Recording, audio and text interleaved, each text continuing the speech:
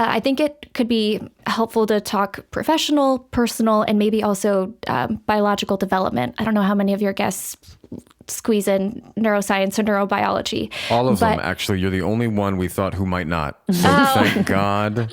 God, you did it. Hey, I'm here to be the rule, not the exception. I'm here to uphold the status quo. That's actually probably the catchphrase of my 12-year-old self. Here to please.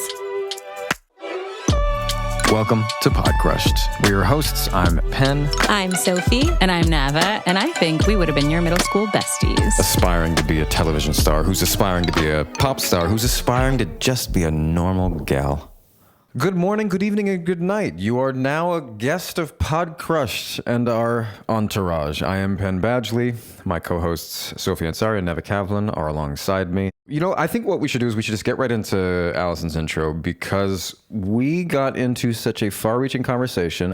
This was more like having an expert and a clinician on the show than it was a celebrity guest, although it is about celebrity and it is about Allison's particular experience, having lived through the kind of ecosystem of Hollywood and fame. And Alyson Stoner is an actor and an author, now possibly most famously a podcaster. Their podcast, Dear Hollywood, huge one. Really can't recommend it more highly, especially because of my background, having grown up in Hollywood and alongside many others who did.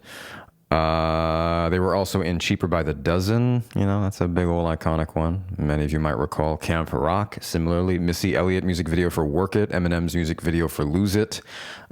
Step Up. I mean, the video game franchise Kingdom Hearts. It's just a long list like this. It was a really, really beautiful, far-reaching conversation.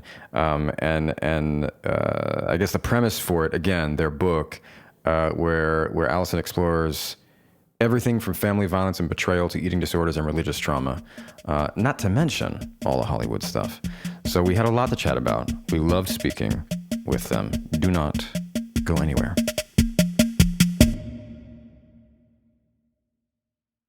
You know that we start at 12. However, you most certainly, more than any guest, your work, everything that you do now in advocacy, in your book that's coming out, I mean, it is all about the abnormal circumstances you were experiencing at 12.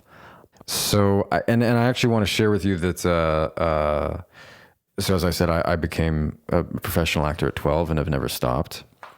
I grew up in Hollywood, the years 12 to 20. They happen to also align with the hardest of my life, those years. And my first serious relationship of my teens, a young woman who was a child actress since the age of 5, she actually died from the effects of alcohol after decades of alcohol abuse. The first week of recording for Podcrushed. And that is something that has always... You can always rely on me to make something less funny and fun. And that's sort of, some of my experience is such that listening to your podcast and other interviews you've done, reading your book, there's aspects of this I just want you to know that are incredibly close to home.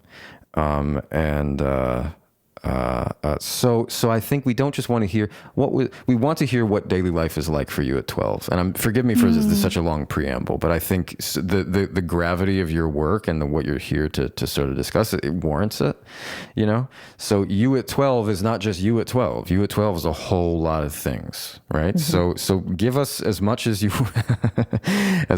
see fit, you know?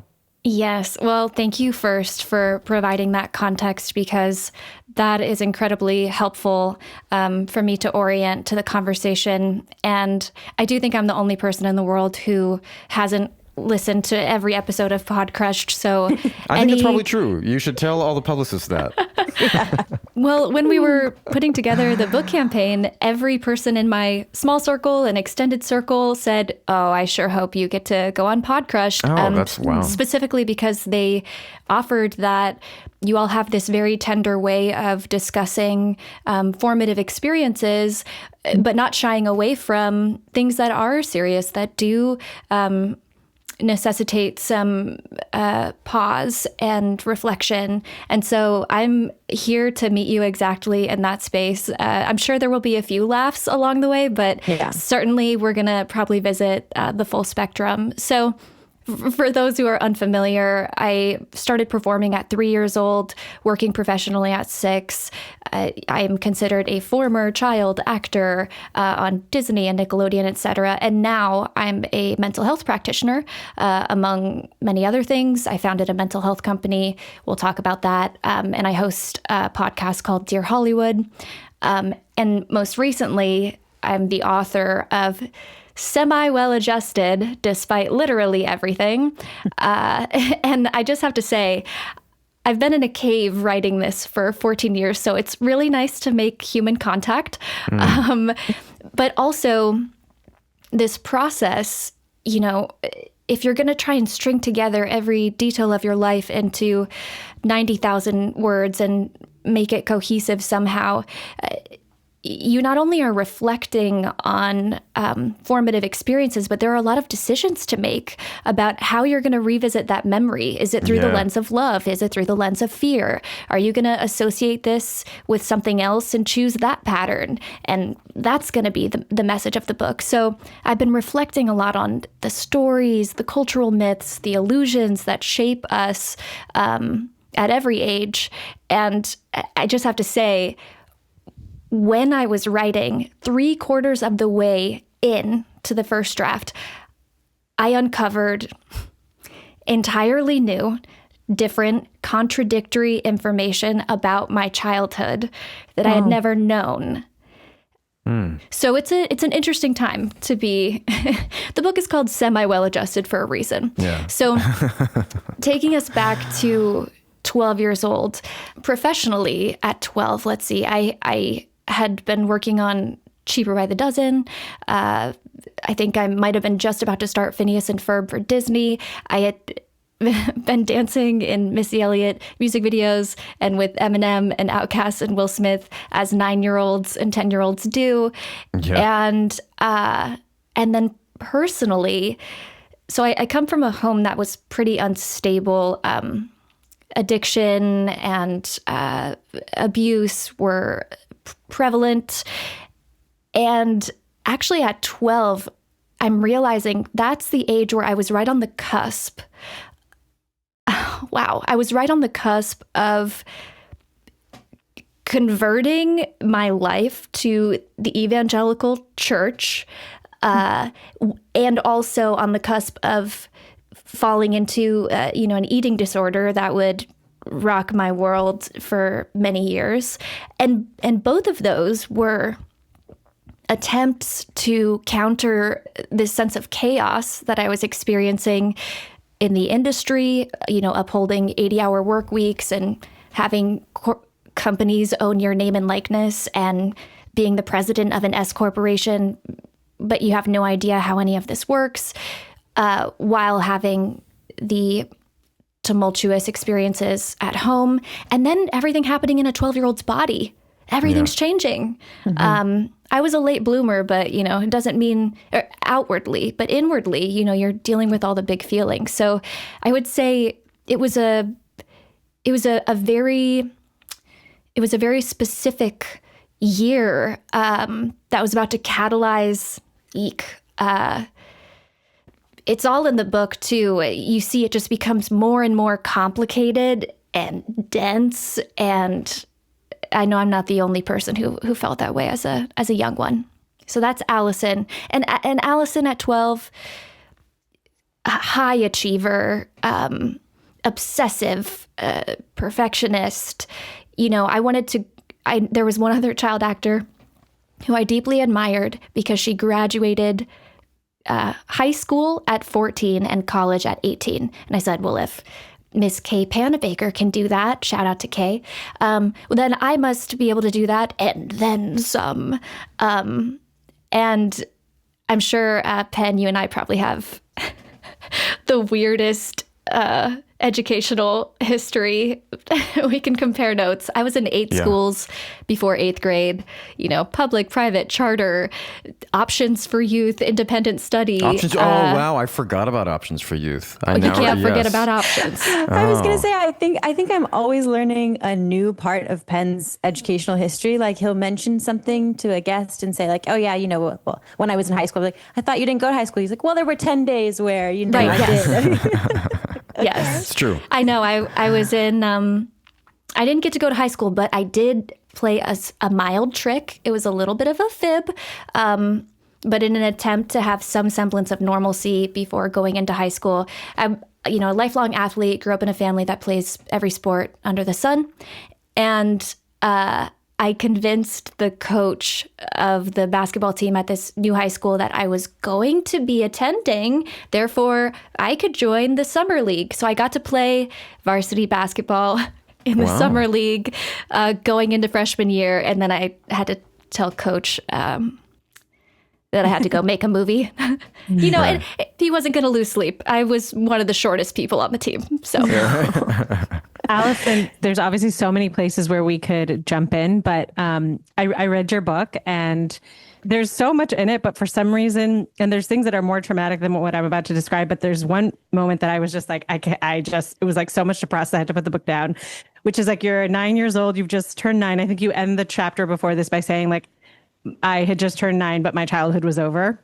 And you're like in this meeting where you now have 15 representatives, which like might seem like a great thing. Like I have all these opportunities, but it actually means that there's 15 adults who depend on me financially. So I have to like keep that in mind when I'm making decisions, to the degree that a 9-year-old who has 15 adults who depend on her financially can make decisions.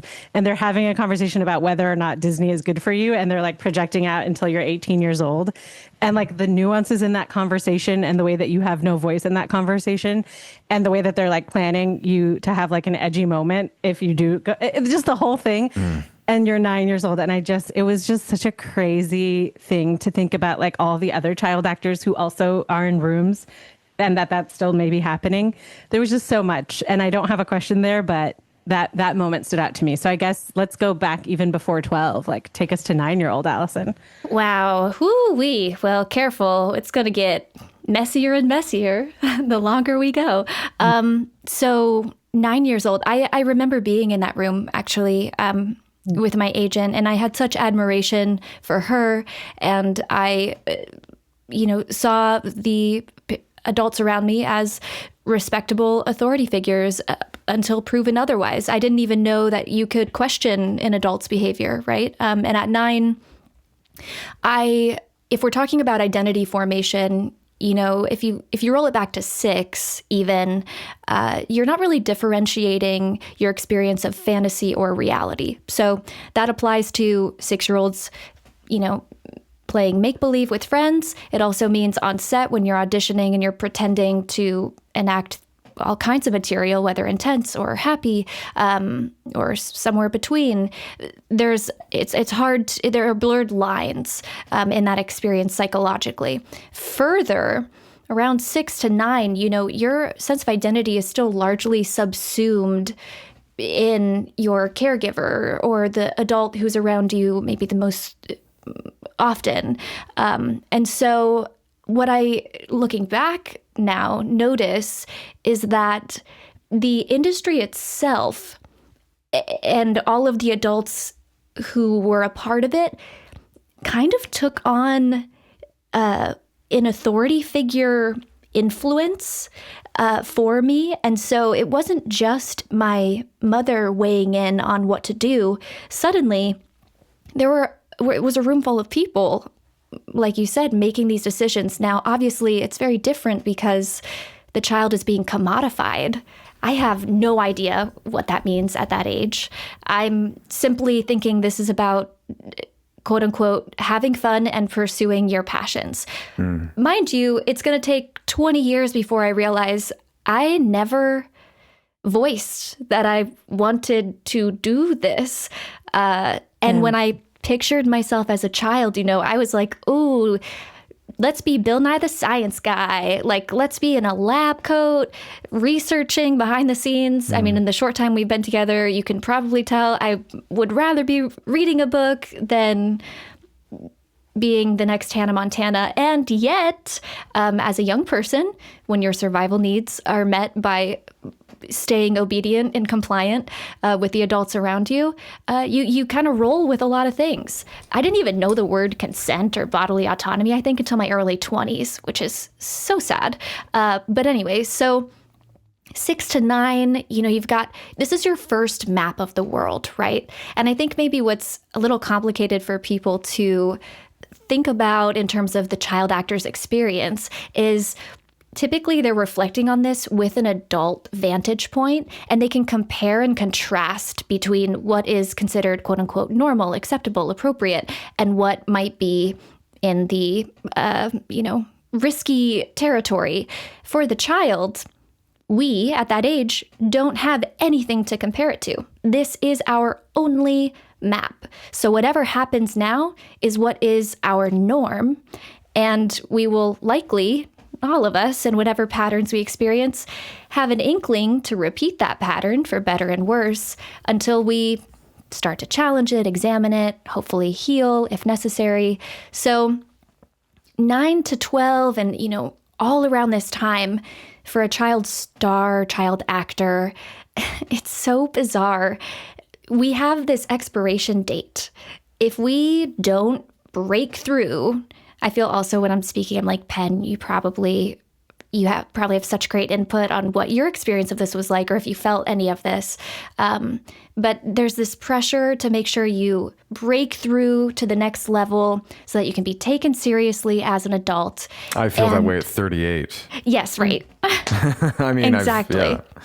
Yeah. And if you choose to go the Disney route, sometimes it's like people say, oh, it'll feel good now, but just you wait. Your career is gonna tank when you turn 18.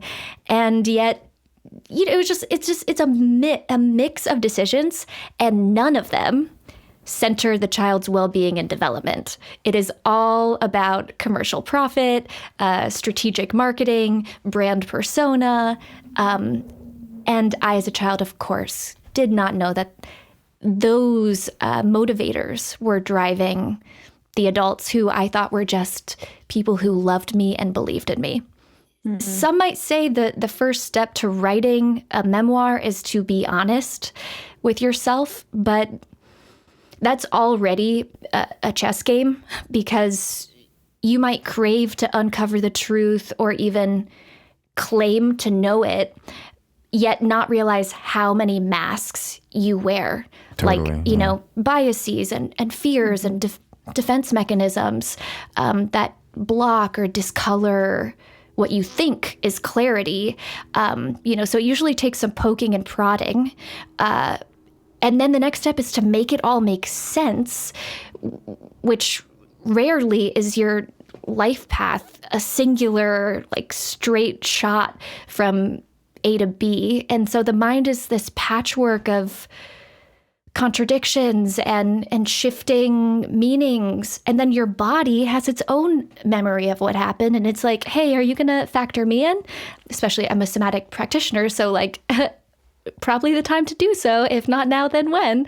And so, you're just making a lot of decisions about which dots you're going to connect. Every choice has a consequence.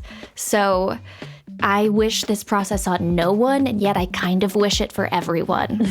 Memoir specifically. Stick around. We'll be right back. JLab. Headphones and speakers as vibrant as your summer, beach days, workout sessions, or chill moments. You can find the perfect sound with JLab. JLab's colorful collection has something for every summer adventure and every moment. Think headphones and speakers in fresh summer colors with features you actually want. For beach workouts, poolside chilling, sunset jamming sessions, whatever it is. I recently got a pair. I actually got 3 pairs of the J-Buds Mini. They come in a bunch of different colors. They have some wild colors, like mint green or sage or ocean aqua, bright pink, sleek black. They also have like flesh toned colors, all kinds of colors. And they do have what I think is called JLab's smallest fit ever. They fit on your keychain, which I have on my keychain actually, and they're smaller than a coin. they're perfect for any size ear, but particularly small ears. My ear canal actually is very, very wide and then gets very, very narrow very quickly. It's an uncommon shape. These are great. They're great for my ears. They're probably great for your ears, and they're perfect for summer pockets, you know? Linen shorts, maybe. They slip right in. You can't even see them. And don't miss out on JLab's newest line, their summer speaker series. From pocket size to party size, the JLab Party Speaker Series brings powerful sound to any summer gathering in vibrant colors like lime green, cyan. Ooh, I don't get to say cyan out loud a lot. That's very exciting. Cyan and hot pink, as well as, of course, classic black. Start with the ultra-portable pop party speaker for beach picnics. Step up to Go Party for backyard barbecues. You could level up with J-Bud's Party for all-day beach sessions, and go epic with the Epic Party Speaker in classic black, delivering 100 watts of massive 360-degree sound for unforgettable summer nights. Look for the blue box at retailers everywhere or shop jlab.com and use code PODCRUSHED for 15% off your order today. All right, so let's just real talk, as they say, for a second. That's a little bit of an aged thing to say now. That dates me, doesn't it? But no, real talk. How important is your health to you? You know, on like a 1 to 10. And I don't mean in the sense of vanity. I mean in the sense of like, you want your day to go well, right? You want to be less stressed. You don't want to get sick. When you have responsibilities, I know myself, I'm a householder. I have 2 children and 2 more on the way, a spouse, a pet, you know, a job that sometimes has its demands. So I really want to feel like when I'm not getting the sleep and I'm not getting nutrition, when my eating's down, I want to know that I'm being held down some other way, physically. You know, my family holds me down emotionally, spiritually, but I need something to hold me down physically, right? And so, honestly, I turned to Symbiotica. These vitamins and these beautiful little packets. They taste delicious, and I'm telling you, even before I started doing ads for these guys, it was a product that I really, really liked and enjoyed and could see the differences with. The 3 that I use the what is it called? The liposomal vitamin C, and it tastes delicious, like really, really good. Comes out in a packet. You put it right in your mouth. Some people don't do that. I do it. I think it tastes great. I use the liposomal glutathione as well in the morning. Really good for gut health, and although I don't need it, you know, anti-aging. And then I also use the magnesium L-threonate, which is really good for I think mood and stress. I sometimes use it in the morning, sometimes use it at night. All 3 of these things taste incredible. Honestly, you don't even need to mix it with water. And yeah, I just couldn't recommend them highly enough. If you want to try them out, go to symbiotica.com/podcrushed for 20% off plus free shipping. That's symbiotica.com/podcrushed for 20% off plus free shipping. So we have just a little bit, I mean, we didn't do full memoir, like, you know, kind of birth to present, but we have this book coming out in October. And I think we all had our own version of a bit of what you're saying. Like, you know, like I did tell this story. The main one I knew that I would start at the beginning of this book. I was like, I don't know which ones I'm going to, but I knew I was going to tell the story of my first girlfriend, who again, you know, is now dead. And she's dead because she grew up in the environment you're describing. There's no other way that would be responsible or humane to frame it. However, I didn't only want her life to be, you know, that. Like, I didn't want her spirit. I didn't want her character. I didn't want... That should be up to her. I wish she could tell her own story, right? And so there were a lot of... I mean, I couldn't relate more to some of the nitty-gritty, like, specificity of what you're saying. It's a really...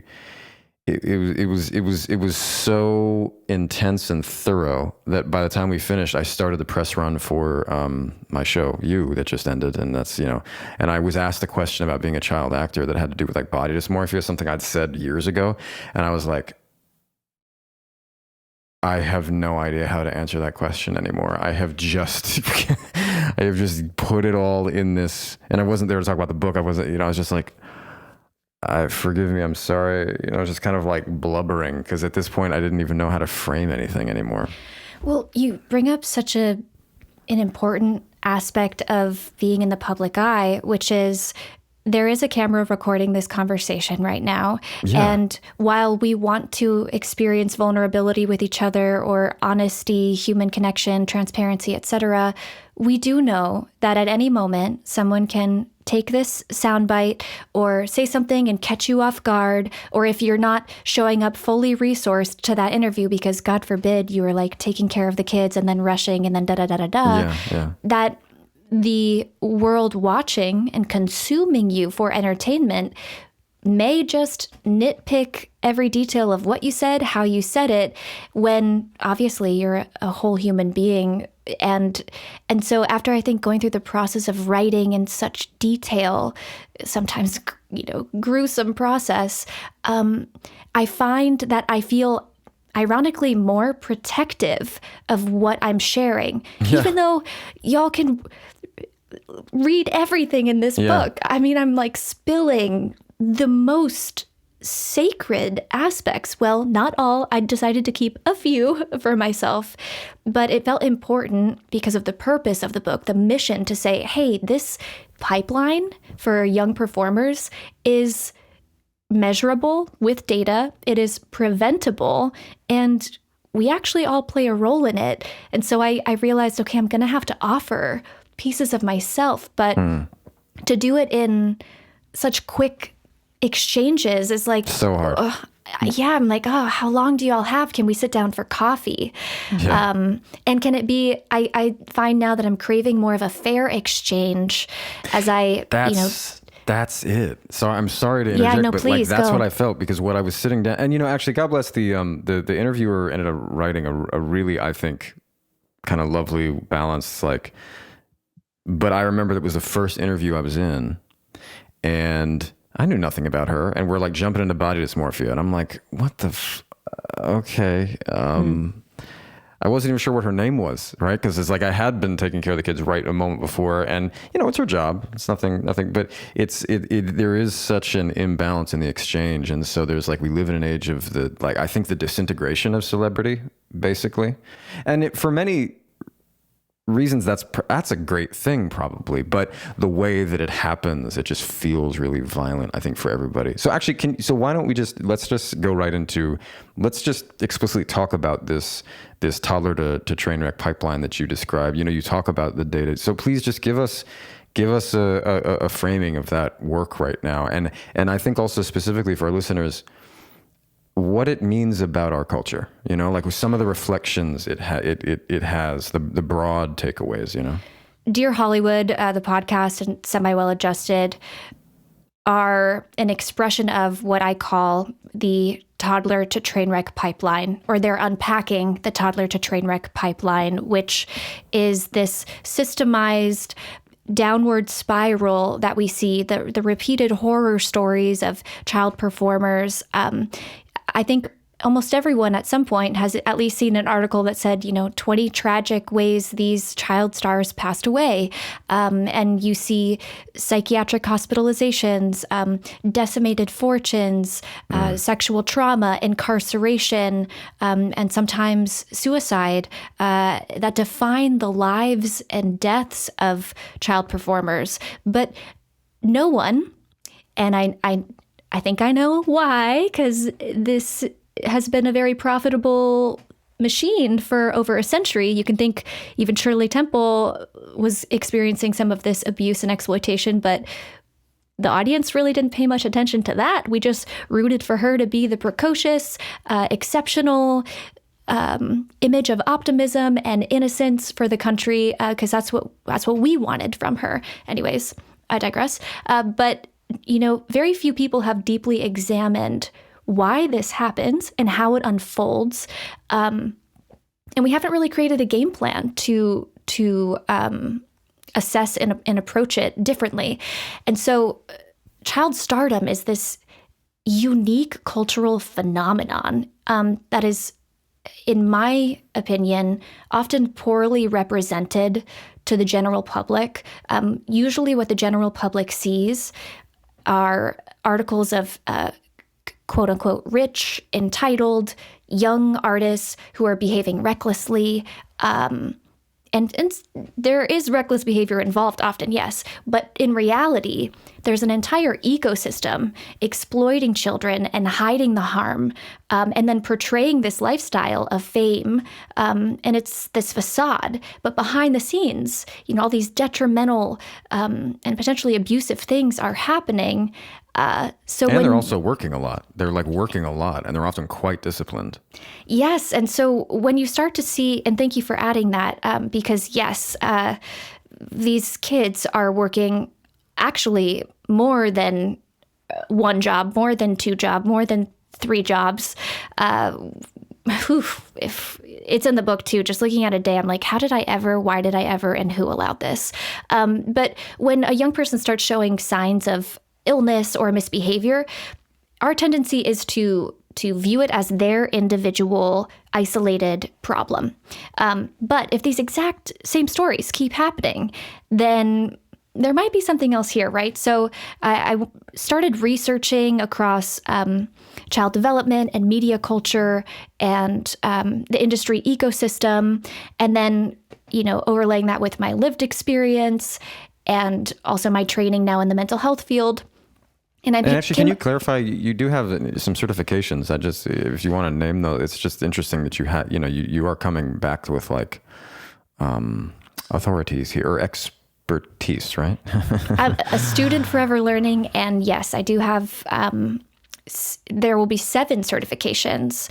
Most recently, as a mental health coordinator for productions and theatrical stage shows, which is cool. Such a full circle moment. But training includes trauma-informed somatic movement facilitation, interpersonal neurobiology, racialized trauma, some, of course, like psych first aid, mental health first aid, a lot of suicide prevention, and yeah, and I'm always up for learning more and more and more.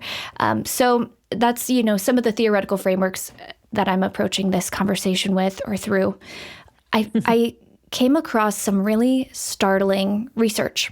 So Donna Rockwell did a paper on the phenomenology of fame. Phenomenology is kind of a silly word. I don't know if people know what it is. Feel free to Google it.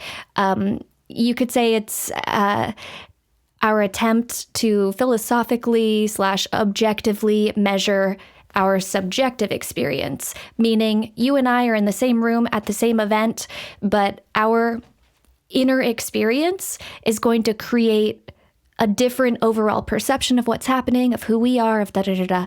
So, and that's like an oversimplification. Please fact check me and Google it. But the paper mentions that the experience of becoming famous correlates to the experience of becoming addicted to drugs, that there's a direct lineup in first the exposure to the substance and or experience the high, etc., and then adapting to it as a norm and eventually actually being dependent on it, so that if it's taken away or if it's threatened, you can see symptoms of withdrawal, destabilization, etc. So that's one piece of research that I thought was interesting. The second was that Jib Fowles talks about how the average lifespan, and some research he did of people experiencing fame, was 12 to 14 years younger than the average lifespan of a non-famous person. I believe this is in the States. And that, of course, can be due to a myriad of factors. And then the third piece of research that I was like, all right, we got to do something, is I'm about to talk about things that are intense. So if you are not in the space to hear it or it's not right for you, please just fast forward 30 seconds. This piece of research mentioned that famous people had 3 to 4 times higher rates of dying by suicide than non-famous people. And so I looked at those 3 pieces of research together and I said, if we know that fame is addictive, that it's altering a young person's brain chemistry, And if we know that it's going to shorten their lifespan, and if we know that it may lead to mental health challenges that could result in them dying by suicide, why are we hooking young children to a drug? And why are we praising it as the general public? And so I'm kind of on a quest to be able to debunk things, because I have faith. Haven't used that word in a while, but I have faith in people that once they do know the information that's been withheld from the general public, I think it will make sense, and I think we will feel collectively propelled to act. And this is not just for child stars. While I would appreciate folks humanizing, all of my peers who have this experience, I'm also letting you know this is a system where all of us are actually affected. If you're at home watching and you're consuming content of children in these compromised positions, or you're consuming family content like from influencers, there's a lot of stuff here. And the funnel of falling into this pipeline is wider than ever, because now you only need an internet connection to become famous. It's not even like the child aspires to be an actor with a craft, and so we're going to train twice a week, and then we go to a set that's separate from the house, and this is treated as a hobby or a profession. This is now, my baby's so cute, I couldn't help it. It seems innocent enough. I think I'm going to film them waking up in their bedroom, and that's going to be a digital footprint that they permanently have to live with for the rest of their lives. So there's a lot here. I read some research around how child stars have functioned as emblems of American innocence and optimism, particularly during periods of national instability.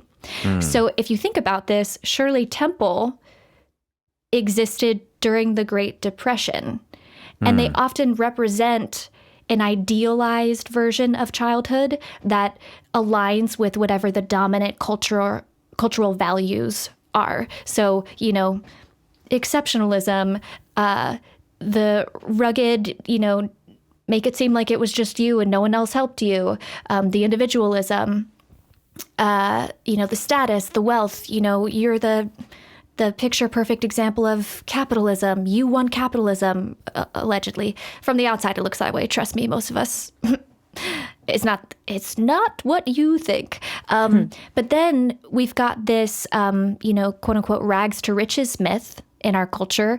And child stars often deliver to us at a healthy distance where we don't have to look at ourselves and we can just watch them fumble along some story of having a downfall and then a comeback where there's redemption, there's rehabilitation, there's, hope. And you know what it's built on? It's built on the good American value of resilience, self-discipline, and cautionary conservatism. So we can dive into that myth.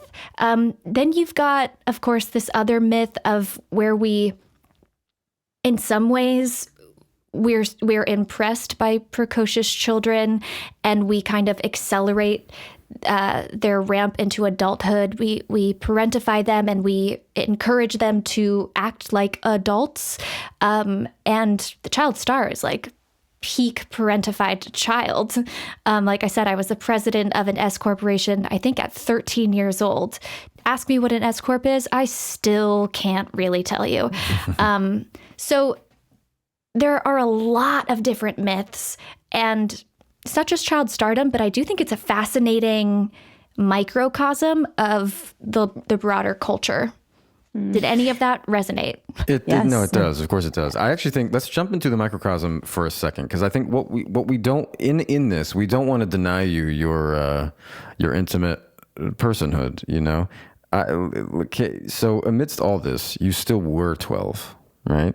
You still, and it does sound like actually you were amongst a very, very small group of people who, I didn't quite have this, but I grew up alongside others who had gotten into it so early, like you did, where actually life was so distorted and complicated by the time you reach 12 that there's so much about it that is actually all of this and is not. It's like it would be so irresponsible to try and address your 12-year-old life without having addressed all this. But now that we have, did you have crushes and little heartbreaks and embarrassing, cringy moments that are like not connected to predatory, systemic, oppressive? You know what I mean? Yes. And I just want to point out that you are bringing us up to the surface. You are not the one who's making this more serious. It was me, not First time you. ever. First time ever. First time ever. Yeah. Yeah. So let's see. Formative crushes. People will be able to corroborate this via Google. I was quite a tomboy, as they say. So I was the kid on the basketball courts. There were, these handful of boys, Brandon, Casey, Josh. I still remember their names. Wow. And they didn't think I was pretty. Nope. They thought these lovely young ladies, Madison and Shelby, were beautiful, who were, developing physically and entering womanhood in all of the ways. And I was just the kid on the court with them. So I had private crushes, I think, but I also think I was nervous about being rejected. So maybe I tried to just focus on building friendships. I had also my best friend growing up was this blonde bombshell. And so I learned a lot from her experiences, not realizing those were not going to correlate to my experiences. Turns out people don't just drool over you for existing and take you out on fancy dates. I never expected that, but it definitely, that did not come true. But what's kind of beautiful is I had these quiet crushes at a younger age. And in some ways, when I realized I was queer later, I sort of got to have crushes for the first time all over again. And I think when I became more connected to my body and understood sexuality, I was like, oh my gosh, now I know what it feels like to be that 12-year-old puppy panting for someone's attention and pining over someone. I think I had sort of, what some queer people call that second puberty. It was first for Brandon and Casey and Josh, but then it was for my first girlfriend. And I was like, damn. That's so sweet. I actually am curious about even a little bit before 12. You've talked about how past the age of 8, you no longer are able to relate to the experiences of non-famous people. That's kind of where it's capped. And I'm curious if there were any, even before 8 or even after 8, given your experience in the industry, were there any moments or relationships where you felt you were able to experience that sort of innocence and purity of childhood? Because I'm thinking about, in your book, you described Toledo with this kind of wistful, you talk about catching fireflies and maybe hide and seek. And I'm curious if there were any parts of your life that felt protected in that way. Yes, great question. I don't know if I can use the word protected, but I can say there were definitely some experiences that were as innocent as they could be. One of them, I mentioned earlier that I'm in a family full of athletes, and I can't tell you how much sports actually meant to me deeply, because it helped me feel connected to my roots in Ohio and to my family, who I didn't see as much anymore. And so I got to play on a recreational basketball team. And originally in the manuscript, I wrote a whole section about it because it's, I think, one of my favorite childhood memories. And I'm going to 2 of the gals' weddings this year. So we're still in touch, and the families were super supportive, and it was a wholesome environment. I mean, we were the team that, like, I was just talking to one of the players, Janae.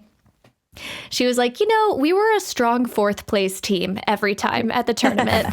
And we were like, and that was so important because everything else in my life was high achieving and perfection. And Coach Todd just was there to help us become better humans. And, and I don't think he ever raised his voice once, but we had such a respect for him. And he coached with such care. So that's a beautiful and uplifting experience from early ages. And another one that was still connected to the industry that I do speak about in the book a bit is my time with this vocal coach named Nick Cooper. And, there was an intensity, of course, around singing heartfelt songs and etc. But at the core, Nick was a super attuned adult to all of the young artists he was helping coach and train.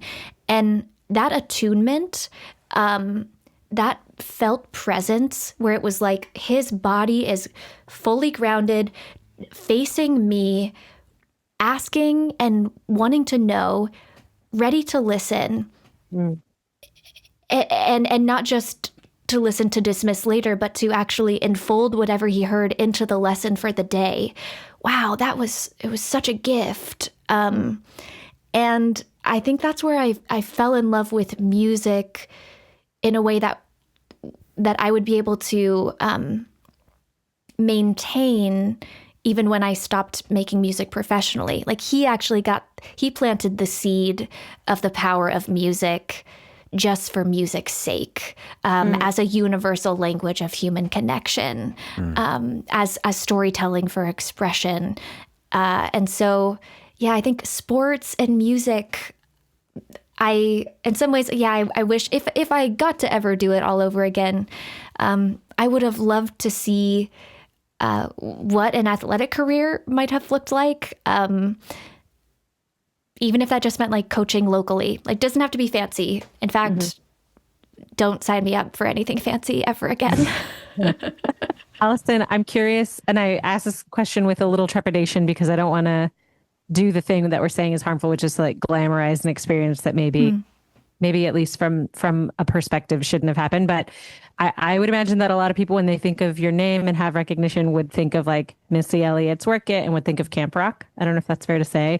So I'm curious what those experiences were for you, what you remember of them, what that was like for you, and anything that you're comfortable sharing.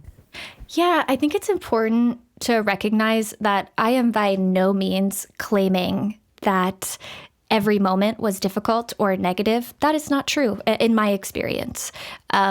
And there are some one-of-a-kind opportunities, like dancing with Missy Elliott at the American Music Awards when I was maybe 9 or 10.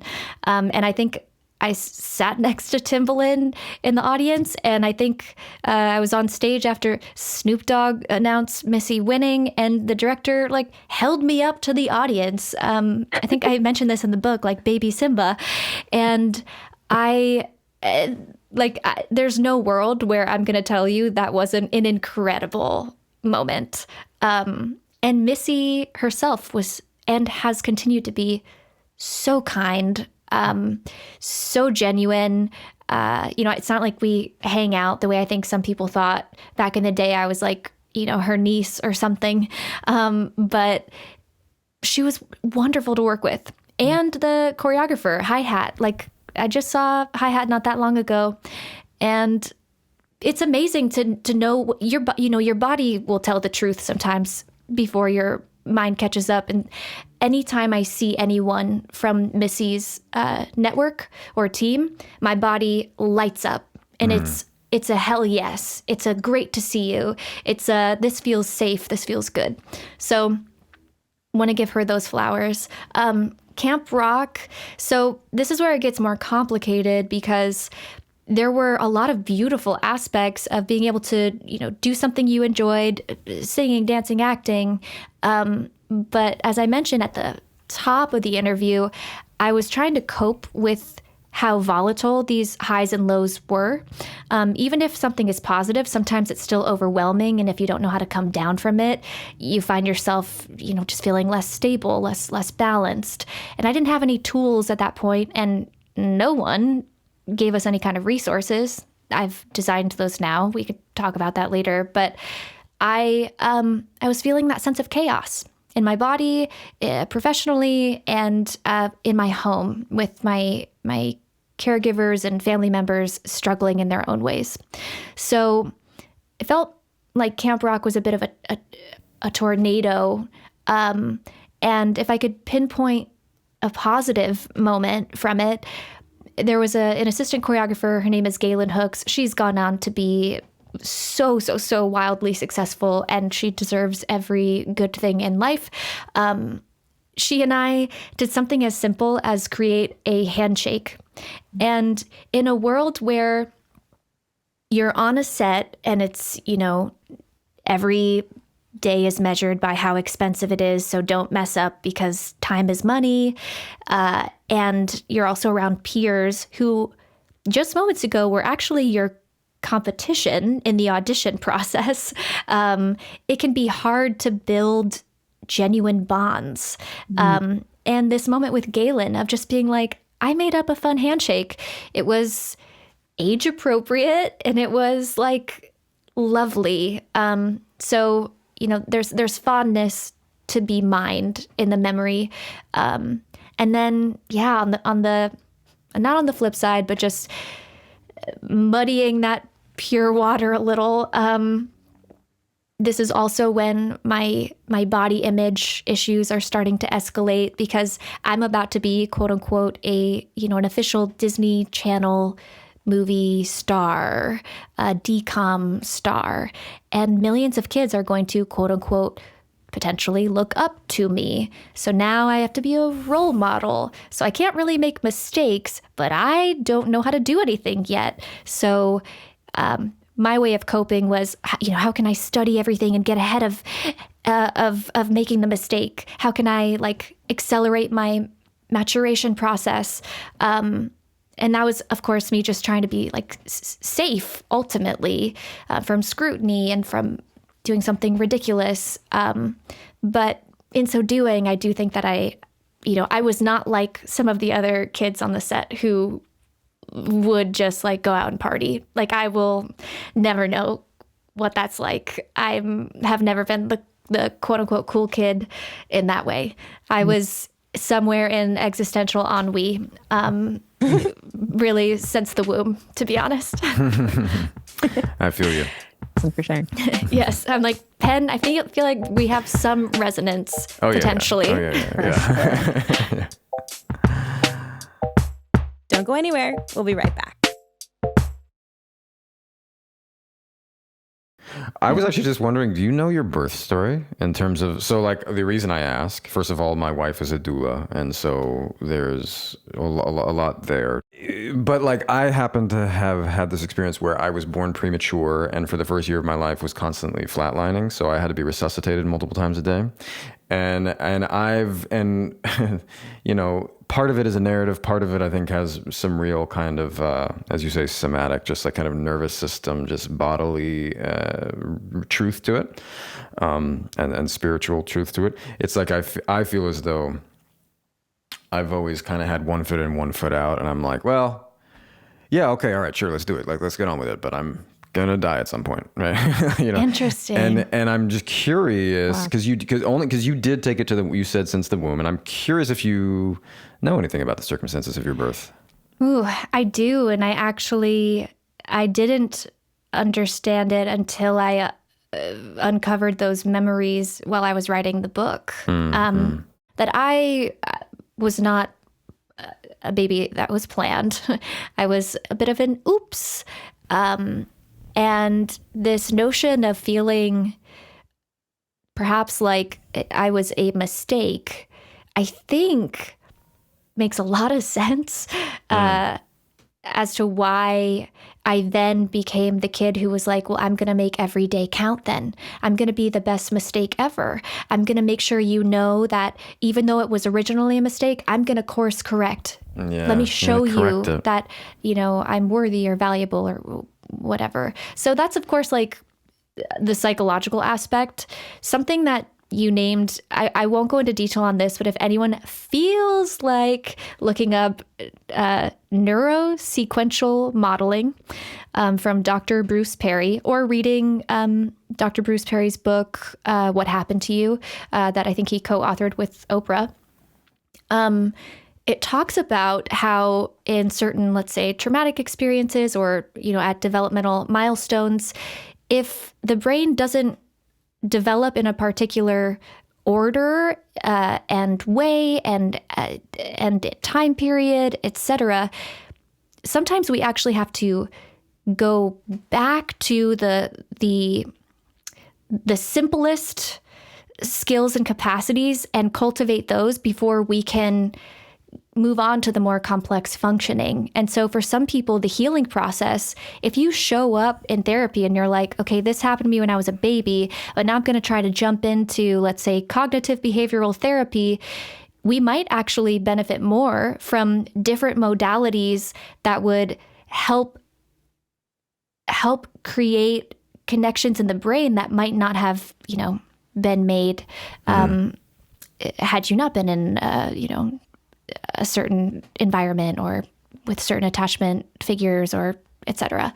So that's something that I've found really interesting about somatic therapy and techniques, is that sometimes, trauma and things live in nonverbal parts of the body. So if you find yourself trying to explain away what happened, but words seem to fail, there might be micro movements or ways of understanding sensation or tension or shifts in temperature, energy, mood in the body that actually end up helping you process and release stuff that was stored for years. So yeah, my origin story, my perception of it was that I was a mistake, and therefore I needed to prove that it wasn't, that there could be a take back, that they could change their mind. When I say that, I'm curious what comes up for you, if anything. Me, sure, all of us. Yeah. Well, I happen to know the circumstances of my conception and my premature birth, and I do know that there, kind of details and things that are not so much for sharing here, but Sure. They are sort of complicated. But what I do know is that my mother always, she left a life actually of like success and wealth to have she made sacrifices and wanted to have a child, and her conviction in that alone always established for me,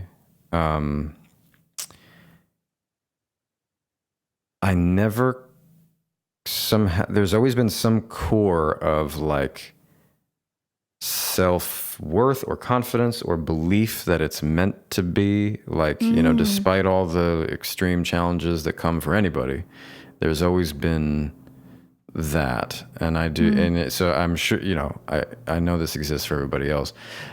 Nava and Sophie in particular has a very, plenty of challenges in life, no matter if they don't come from family, they come from somewhere else. But Sophie has a very healthy family system. Well, actually, I was going to say, I started to tear up a little bit when we were talking about birth and birth stories, because I was thinking about my own, and I was thinking, actually, I told Domino about my birth story. At the beginning of my pregnancy, she sat down with me and she was asking me, we were in New York, and I was telling her my plans of having like an unmedicated labor and delivery and how important that was to me. And I was very enthusiastic about it. And then she asked about my own birth story. And I was like, oh, well, I was a C-section for my mom. And my mom had previously had 2 unmedicated births that she really like praises and talks about so with so much like pride. And I almost like forgot that I was actually not part of that story for her. And that I was kind of like, is there so much regret around my birth and how it happened? And anyway, then cut to my labor just a year and a half ago, there was so much wrapped up in like me feeling like a failure for ending up not being able to have an unmedicated labor. And a lot of that had to do with my mom. And I remember she came into the delivery room at one point and I started weeping. And part of it was that I was like, my mom is here, you know? And then the other part of it was she's going to be so disappointed in me that I decided to get the epidural. And I just feel like there's obviously still so much for me to work through there, but there's got to be a connection, and that I'm sure it's coming out in all these other ways in my life. But yes, I do generally have a family that I love and is healthy in a lot of ways, but we all have those early experiences that are shaping us in some way. Thank you for sharing. I have so many people in my life who have mentioned the complexity of quote unquote a more natural or unmedicated birthing experience. There's a lot there. Yeah. At the individual level and also like socially and societally. So my heart goes out to you. Thank you, Allison. I actually had a question for you about movement. You've talked a lot about like somatic healing, and of course, you're a dancer, and I'm curious if throughout your life, if movement has always been a place for you, remained a place for you of like genuine expression and expression, or if you feel like that you had to journey back to a place where movement could be that for you. Specifically with dance, I actually didn't enjoy dance until I entered the somatic space. So I went my entire life. I think the high I got off of was more that I was able to hit the step and do the thing the right way, quote unquote, right way. So it was very outward in. And of course, a somatic version of movement incorporates this inside out experience. And so I actually got to fall in love with dance, ironically, after I stopped pursuing it as a profession and pursuing it with any regularity. And it just became something where I could put on a song at home privately. And mind you, when people used to tell me like, yeah, sometimes I just play music and move around, I did not relate to that experience at all. That to me required some kind of freedom, some kind of like trust with your own body. Like, what am I going to do? Someone give me choreography. It required vulnerability. And it was a very slow process of meeting myself. And I had to go, I had to be really, just mild and patient. Now I appreciate movement more than ever. And I'm not just talking about fitness, but just understanding the ways that your body moves, your body language when you're in conversation, how your body opens up when you feel comfortable, or how it signals to you by closing off before you even realize that you're not actually enjoying that date with that person. And so, I think there's also this thing just culturally where we often treat the body as a project that we're trying to complete. If I get to this weight, or when I do this thing with it, then it'll be complete. Or it's an object to fix. There's something wrong with it and I need to make it, quote unquote, better. And that's sold to us in all the ways. But I think movement gets tied into that, where movement becomes this no pain, no gain, push yourself to the limit. Otherwise, that workout didn't count. Use these extreme body modification programs to show yourself that you have the discipline and self-control that you aspire to have, whatever that is.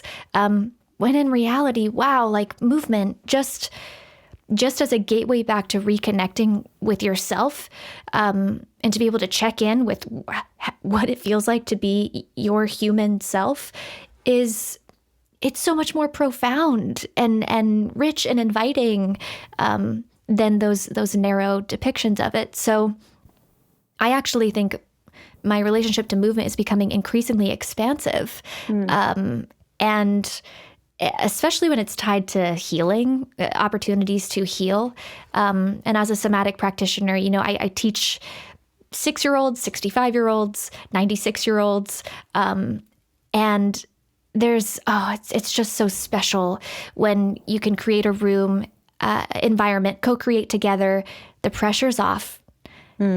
If you were allowed to listen to what your body is feeling and to slowly rebuild trust and let it move in a way that helps you express something, what would that be like? And to see what happens for people is just, it's profound. Thank you for sharing that. 10 out of 10 recommend. Also though, go at your pace and don't rush, because if you've been used to being neck up in your daily awareness, sometimes up front, you open up the door to listening to your body and your body's like, finally, I've been trying to get a hold of your attention, and it says a lot and maybe it's loud. So just, titrate, do a little, go back to what's comfortable and stable and start to, thread it in to your daily practice. Allison, I want to be respectful of time, and I do want to give an opportunity to talk about resources you had mentioned earlier. And I in your Dear Media podcast, you do talk about sort of not just talking about the issues, but also having action. And it looks like you've made some progress in thinking about what that action can be, developing resources for families, for children. So let's give you some space to share that with us. Yes, thank you. This is the most exciting part to me. Because this is where we say, sure, things have looked grim and tough things have happened, but we can reimagine how we do this. And it actually doesn't have to be, technically speaking, that hard. We just have to incorporate a human-centered approach into our interactions. So I try to think about participating in solutions at every level of the matter individually for young people entering the industry with no resource, no guidance. I designed Artist Wellbeing Essentials, which to my knowledge is the first of its kind toolkit that not only provides some basic psychoeducation and skill building, but also specific performance-related activities. So young artists can develop, for example, a pre and post audition ritual, knowing that they're going to be facing heaps of rejection or stage fright going into the audition. What can we do so that you feel like you can manage that spike in energy and then that come down after, and the waiting game of it all? And so it's a bunch of different experts and industry people who came together and said, we can make this a frontline preventative resource. It's definitely the toolkit I wish I had, and that my guardians had. But that sounds like the phrase you said, a pre and post audition ritual. I was like, I don't know if anybody saw it, my eyes bugged because I was like, that's a fucking revelation right there. Well, also human-centered, like it's not such that part is like, it feels high stakes, but it's not such a high stakes moment of like, are your parents embezzling funds? Like, I love that you're thinking about every stage of the process. Like, that's exactly what you said, human-centered. So amazing. Yes, I love that you pointed that out, because you don't have to be in the worst case scenario to still see opportunities to improve, to just raise the standards overall. Totally. And so that's sort of at the individual level. And I think it would be great if SAG-AFTRA and or agencies and, management groups had this resource. The second that you join the union, the second that you sign on board, this is your onboarding manual. Ta-da! And so then you get a little bit deeper into what happens on set, or what happens in terms of how we're telling these stories, depicting things like, mental illness or social issues. How can we portray these more ethically, but still be compelling artistically? Well, that's where the mental health coordinator certification comes in, where we can provide a suite of services, including that kind of consultation up front, but also on-set support for those intense days, and not just for the actor who, yes, is going to be enacting something, that might be quite activating, but also the crew, because we don't know what the crew has experienced in their lives outside of that project. Perhaps they have to go and witness a recreation or depiction of something that has left deep scars for them. So on-set support, lots of other things that you can find if you go to, I think it's associationmhc.com. Great network. That's where I got my training. So that can start to shift industry protocols, similar to how we're seeing intimacy coordination get its moment finally. And so then you zoom out even further to like state level, federal level, policy level. I've been working on trying to get a couple of different bills passed with a bunch of incredible people who have been at this way longer than me and who are far more knowledgeable. And it's so encouraging to see that I'm not the first person to think about this, because it felt like that for a while. So for decades, these folks have been working on improving the legislation around protecting children, particularly in getting background checks on adults who will be working with minors, because it has happened in many cases that registered sex offenders, child predators are on set that is wild with us as children.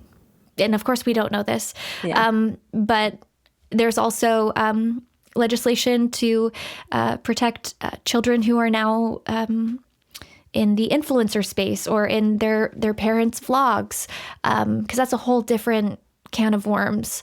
A lot of great stuff to check out there. If you also are just curious about like what it means to raise a young person in a digital age, 2 books that I appreciated learning about were Growing Up in Public by Dr. Devorah Heitner, and then Sharenting by a lawyer named Leah Plunkett, I think is her last name.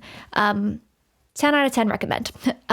So trying to work on helping solve this issue at every level. And then I'm also just, I get to teach. So I go on conventions and teach young people, and I'm going to be teaching a workshop for SAG-AFTRA soon. And really, I think I see so much strength in local, community-driven efforts. So, I run my mental health company, but like, no matter what I'm doing and where I am, I think it's really just like be present with the person in front of you and trust that even if you can't solve everything, you can help with something, and just start to try to identify what are the things that you can do. My broadest hope is that the book actually serves as this vehicle to, raise public consciousness on this matter so that we can just graduate to different conversations. So it's not just, oh, did you see what happened to so-and-so? But it's, oh, did you see how the pipeline is unfolding again? I wonder how we could intervene differently. Like, I'm excited to hear people weigh in with some intel. So that's what's up on my side. This is neither here nor there, but since you mentioned your book, I just have to say the cover of your book is so good. And having looked at so many covers, and like when you have to kind of use we know that you have to use a photo of your face. It's so good. It's hard to find ones that are so original. I love it. Thank you. I have to give credit to MK, the photographer. And actually, the room I'm sitting in, all we did was go into the front lawn.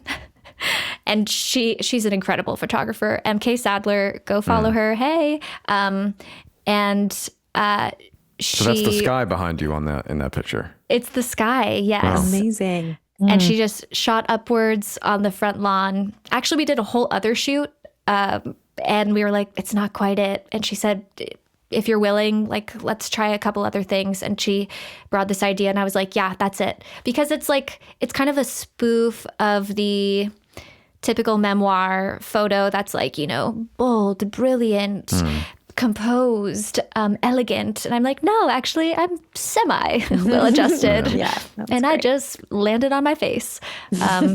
So yeah, shout out to MK. Well, our final question, which we ask everybody, is a bit of a hard left turn back to where we started. If you could go back to 12-year-old Allison, what would you say or do, if anything?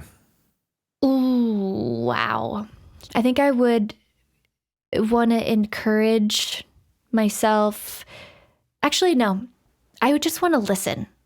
I would just want to provide an attuned, grown presence and maybe create an environment where younger me could feel whatever Allison needed to feel at that age, so that it didn't have to get buried so deeply. I think I would just try to be a friend, a support system. And like, if little Allison got a little messy, I don't know. Not saying I'm going to like encourage it, but I might not shut it down. Might be good to get a little messy, young one. Color outside the lines. Yeah. I love that. That's really lovely. Thank you so much, Allison. Yeah. This is Thank you for coming on. Thank you. Thanks for having me. That was a full conversation. Glad you think so. It was. Thank you for going there with us. You can get Alyson Stoner's new book, Semi-Well Adjusted, despite literally everything, everywhere you get books. And you can follow them online at Alyson Stoner. That's Alyson Stoner. Podcrushed is hosted by Penn Badgley, Nava Kavalin, and Sophie Ansari. Our senior producer is David Ansari, and our editing is done by Clips Agency. If you haven't subscribed to Lemonada Premium yet, now's the perfect time, because guess what? You can listen completely ad-free. Plus, you'll unlock exclusive bonus content, like the time we talked to Luca Bravo about the profound effect that the film Into the Wild had on him. The conversation was so moving, and you are not going to hear it anywhere else. Just tap the subscribe button on Apple Podcasts or head to lemonadapremium.com to subscribe on any other app. That's lemonadapremium.com. Don't miss out. And as always, you can listen to Podcrushed ad-free on Amazon Music with your Prime membership. Okay, that's all. Bye.